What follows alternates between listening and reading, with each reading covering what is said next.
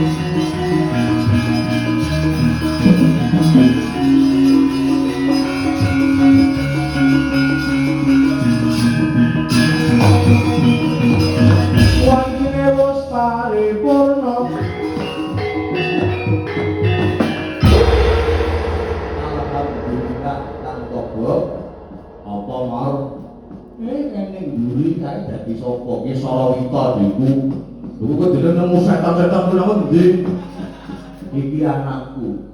Wes apa kemak rene cerek. Opo?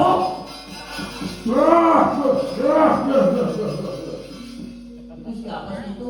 Anjoy. Ini masih. Kayak tepungan kayak duluku jenenge Togok karo Sorawito. Oh, sungkem gula. Mbok. Terus kepriwe? Saiki serang-serangan aku padha-padha njogo marang tanah Jawa. Kakang Togok menyang seberang aku trimo ngomongi kawat raing kusuma arep sing madu kedadurane wong Andara Worik. Muga-muga selamat kanthi rahayu yo Kang. Sasampunipun lampahan Semar lair utawi laire Punakawan mugi saged maringi sinergi kekuatan dumateng desa Kalibudi utamane pemundhen kula panjenengan Bapak Nartam Suyuti mugi-mugi selamat ingkang nanggap, selamat sing ditanggap, selamat takul sapemontone sak rombongane Allahumma. Assalamualaikum warahmatullahi wabarakatuh.